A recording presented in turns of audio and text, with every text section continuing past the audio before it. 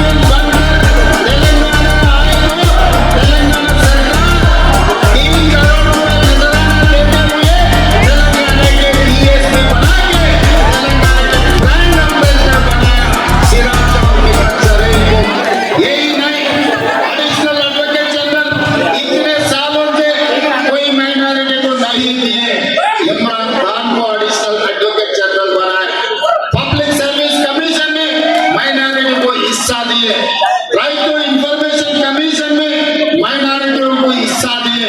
11 लोगों को, हमारे भाइयों को दूसरे कारपोरेशन चेयरमैन बनाए।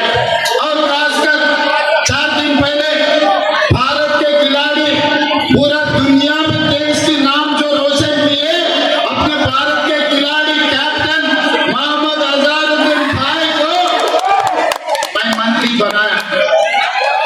एक खिलाड़ी, 2 खिलाड़ियों को DSP बनाया, तीसरे खिलाड़ी को जो हिंदुस्तान को जिताया वर्ल्ड कप में, उनको मैं मंत्री बनाया। भाई माइनॉरिटी का, मुसलमान भाइयों का हिस्सा अजहरुद्दीन साहब को हमने मंत्री बनाया। किशन रेड्डी साहब को क्या तकलीफ हो रहा, पेट में क्या दर्द हो रहा, किशन रेड्डी साहब ने दरखास्त रखे गवर्नमेंट साहब को, भाई अजहरुद्दीन को मंत्री नहीं बना देना, आप वक्त नहीं देना। मैं पूछना चाहता हूँ शेख पेट से किशन रेड्डी साहब को, आपके बाप का जागीर जायदाद नहीं मांगा। हमने गुजरात नरेंद्र मोदी जी का जमीन जायदाद नहीं मांगा। तेलंगाना रियासत में जो हमारे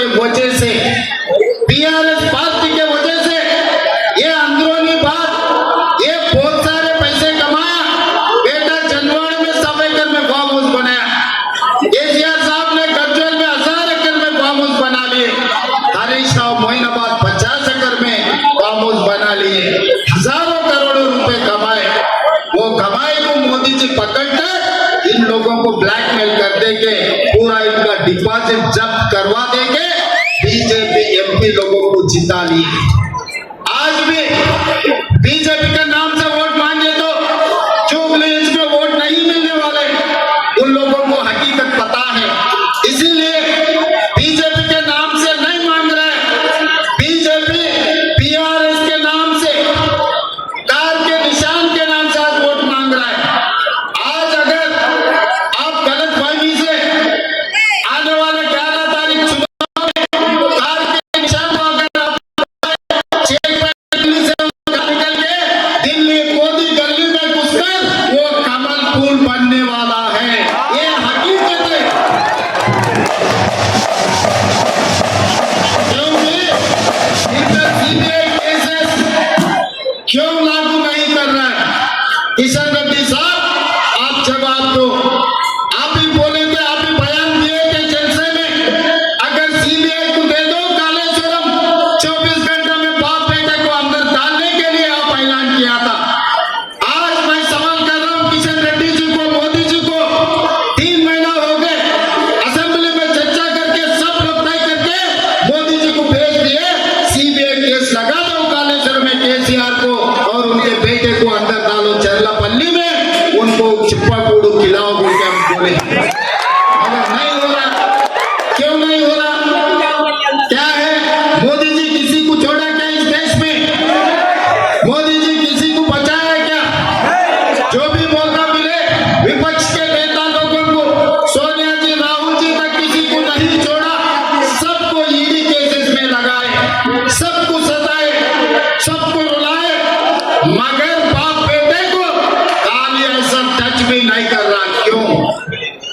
इसका हकीकत क्या है? हमारे मुसलमान भाइयों को सोचो बोलना के इस वक्त में मैं बोलना चाहता हूँ। दिखाने का अलग है, हाथी का दांत खाने का अलग है, दिखाने का अलग है।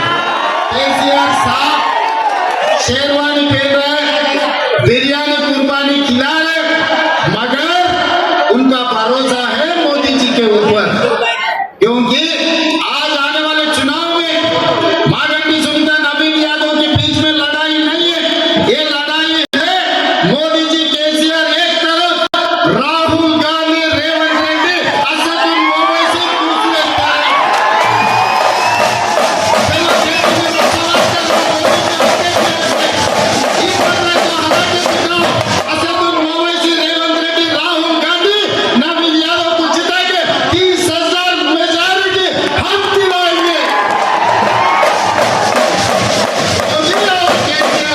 नवीन यादव को हराने के लिए आप कोशिश करो, उसको कैसे जिताना है। हमारे कौसर भाई, हमारे महाराज, सब लोग मिलके यहाँ आए हुए हजारों लोग, नौजवान लोग नवीन यादव को जिताने वाले हैं।